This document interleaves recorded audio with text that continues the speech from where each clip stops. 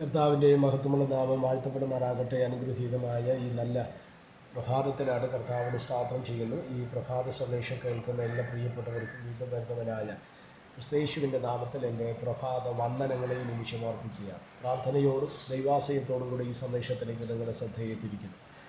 36-ാം സങ്കീർത്തനം അതിൻ്റെ 9-ാമത്തെ വാക്യം. നിൻ്റെ പക്കൽ ജീവൻ്റെ ഉറവ് ഉണ്ടല്ലോ, നിൻ്റെ പ്രകാശത്തിൽ ഞങ്ങൾ പ്രകാശം കാണുന്നു.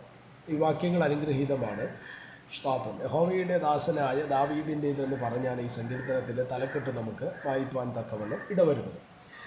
അപ്പം നീതിമാനായ അല്ലെങ്കിൽ ദൈവത്തിൻ്റെ പൈതങ്ങൾ ദൈവം ജീവിതത്തിൽ ചെയ്യുന്ന നന്മകളെ ദാവീദ് ഓർക്കുകയും അതിനെ പ്രതിയൊക്കെയാണ് ഈ ഭാഗങ്ങൾ രചിക്കപ്പെടുവാൻ തക്കവണ്ണം ഇടവന്നത്. അപ്പോൾ നമ്മൾ ഈ വാക്യത്തിനകത്ത് നമ്മൾ രണ്ട് കാര്യങ്ങളാണ് അവിടെ നമ്മൾ ചിന്തിക്കേണ്ടത്. ഒന്ന്, അവിടെ പറയുന്നു ദൈവത്തിൻ്റെ പക്കൽ എന്തുണ്ട്? ജീവൻ്റെ ഉറവുണ്ട്. രണ്ടാമത്തെ ചിന്ത ഇവിടെ പറയുന്ന ഭാഗം നിങ്ങൾ ശ്രദ്ധിച്ചാൽ അറിയാൻ പറ്റും. നിൻ്റെ പ്രകാശത്തിൽ ഞങ്ങൾ പ്രകാശം കാണുന്നു. അപ്പോൾ ഒന്ന് ജീവൻ്റെ ഉറവ്, രണ്ട് പ്രകാശം, ദൈവത്തിൻ്റെ പ്രകാശം കാണുന്ന അനുഭവം. ഇത് രണ്ടും ചിന്തിക്കേണ്ടതാണ്. സ്തോത്രം. കാര്യം നമ്മുടെ ജീവിതവുമായി ബന്ധപ്പെട്ട് ജീവനില്ലാതെ ഇരിക്കുന്ന മേഖലകളുണ്ട്, അല്ലേ? സ്തോത്രം. എസ്കേൽ പ്രവാചകന്റെ പുസ്തകം നമ്മൾ പഠിക്കുമ്പോൾ 37-ാം അധ്യായത്തിൽ അസ്ഥികൾ നിറഞ്ഞ താഴ്വരയിലേക്ക് ദൈവം എസ്കേൽ എന്ന പ്രവാചകനെ കൊണ്ട് നിർത്തുന്ന ഒരു ഭാഗത്തെ നമുക്ക് കാണുവാൻ കഴിയുന്നുണ്ട്. അവിടെ സ്തോത്രം നമുക്ക് കാണാൻ കഴിയുന്ന ഒരു കാര്യമെന്ന് പറയുന്നത് ആ അസ്ഥികൾ ജീവനില്ലാത്തതായിരുന്നു, ഏറ്റവും ഉണങ്ങിയതായിരുന്നു. എന്നാൽ ദൈവത്തിൻ്റെ ശക്തി അവിടെ വെളിപ്പെട്ട് വന്നപ്പോൾ സ്തോത്രം അസ്ഥിയോട് ചേരുകയും മാംസങ്ങൾ വെച്ച് പിടിപ്പിക്കപ്പെടുകയും ജീവനുള്ള സ്തോത്രം ഒരു വലിയ സൈന്യമായിട്ട് അത് മാറുകയും ചെയ്യുന്നതായിട്ട് നമ്മൾ വായിക്കുന്നത്. എന്തുകൊണ്ടെന്ന് ചോദിച്ചു കഴിഞ്ഞാൽ ജീവനില്ലാത്ത അവസ്ഥയിലേക്ക് വെളിപ്പെട്ട ദൈവത്തിൻ്റെ ജീവൻ എന്ന് പറയുന്നത്, അല്ലേ? എന്നെ ശ്രദ്ധിക്കുന്ന ഈ മക്കളോട് ഞാൻ പറയും, ജീവിതത്തിൻ്റെ ഏതെങ്കിലും മേഖല, ഒരു പക്ഷേ സാമ്പത്തിക മേഖലയോ കുടുംബജീവിതത്തിനകത്തോ വിദ്യാഭ്യാസ മേഖലകളോ തലമുറകളുമായി ബന്ധപ്പെട്ടോ ശുശ്രൂഷ മണ്ഡലങ്ങളോ ഒക്കെ ജീവനില്ലാതെ കിടക്കുന്ന മേഖലകളുണ്ടെങ്കിൽ ദൈവം ജീവൻ്റെ ഉറവാണ്. ആ ജീവൻ്റെ ഉറവ് നമ്മളിലേക്ക് വെളിപ്പെട്ടാൽ, അതുകൊണ്ടല്ലേ ബൈബിൾ പറഞ്ഞത്, ഈ വെള്ളം ഒഴുകി ചെല്ലുന്നിടത്തെല്ലാം ചലിക്കുന്ന പ്രാണികൾ ജീവൻ പ്രാപിക്കും. ഏത് വെള്ളം? ദൈവത്തിൻ്റെ ആത്മാവിൻ്റെ വെള്ളം. ഈ വെള്ളം ഒഴുകി ചെല്ലുന്നിടത്ത് ചലിക്കുന്ന പ്രാണികൾ ജീവൻ പ്രാപിക്കുമെന്ന് തിരുവചനമാണ്. അതുകൊണ്ടാണ് യേശു കർത്താവ് പറഞ്ഞു, ഉത്സവത്തിൻ്റെ മഹാദിനമായി ഒടുക്കത്തെ നാളിൽ യേശു നിന്നുകൊണ്ട് ദാഹിക്കുന്ന എല്ലാവരും എൻ്റെ അടുക്കൽ വന്ന് കുടിക്കട്ടെ. സ്തോത്രം എന്ന് പറഞ്ഞ വാക്കെന്തുവാ? യേശു തന്നെ പറഞ്ഞില്ലേ, ഞാൻ തന്നെ വഴിയും സത്യവും ജീവനുമാകുന്നു. നമ്മുടെ കർത്താവ് ആരാണ്?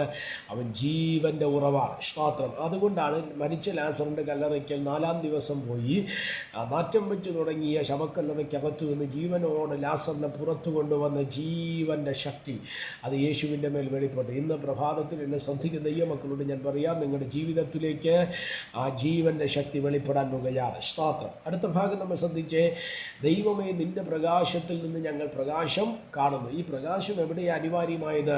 ഇരുട്ടുള്ളിടത്തല്ലേ? കൊലോസ്യർ 1:12 നമ്മൾ വായിക്കുന്ന സമയത്ത് ഇങ്ങനെ പറയുന്നു, അവൻ നമ്മെ ഇരുട്ടിൻ്റെ അധികാരത്തിൽ നിന്ന് വിടുവിച്ച്, പാപമാകുന്ന ഇരുട്ട്, അശുദ്ധിയാകുന്ന ഇരുട്ട്, അല്ല ജഡത്തിൻ്റെ പ്രവൃത്തികളാകുന്ന ഇരുട്ട്, സ്തോത്രം, പാരമ്പര്യമാകുന്ന ഇരുട്ട്, ഇങ്ങനെ പല ഇരുട്ടുകൾക്കകത്ത് പെട്ടിരുന്ന നമ്മെ അതിൻ്റെ അധികാരിയായ പിശാചിൻ്റെ കരങ്ങളിൽ നിന്ന് നമ്മെ വിടുവിച്ച് പുത്രൻ്റെ രാജ്യത്തിലേക്ക് അല്ലെങ്കിൽ പ്രകാശാനുഭവത്തിലേക്ക് നമ്മളെ കൊണ്ടുവന്ന ദൈവത്തിൻ്റെ കരം എത്രയോ ശ്രേഷ്ഠമാണ്. ഇന്ന് പ്രഭാതത്തിൽ ഒന്ന്, ദൈവം ജീവൻ്റെ ഉറവാണ്. രണ്ട്, അവൻ പ്രകാശം തരുന്ന ദൈവമാണ്. നമ്മുടെ ജീവിതത്തിനകത്ത് യേശുവിനെ കുറിച്ചല്ലേ ബൈബിൾ പറഞ്ഞത്, ഞാൻ ലോകത്തിൻ്റെ വെളിച്ചമാകും. നമ്മുടെ കർത്താവ് ആരാണ്? നമ്മുടെ ലോകത്തിൻ്റെ വെളിച്ചമാണ്. എല്ലാ ഇരുളുകളും നമ്മളെ വിട്ട് മാറിപ്പോകുവാൻ തക്കവണ്ണം ഇടവരും. പ്രാർത്ഥനയോടെ പ്രതീക്ഷയോടെ കാത്തിരിക്കാം, പ്രാർത്ഥിക്കാം. പരിശുദ്ധനായ ദൈവമേ, സ്വർഗീയ പിതാവേ, സന്ദേശത്തിനാണ് സ്തോത്രം. ഈ സന്ദേശം കേൾക്കുന്ന എല്ലാ പ്രിയപ്പെട്ടവരെ തൃക്കരങ്ങൾ തരികയാണ്. അവിടെ ചെറുകടിയും മറയ്ക്കുകയും സഹായിക്കുകയും അനുഗ്രഹിക്കുകയും ചെയ്യേണ്ടതിനായി പ്രാർത്ഥിക്കും. സമസ്തവും ഏൽപ്പിക്കുന്ന കൂടെ ഇരിക്കണം. മഹത്വം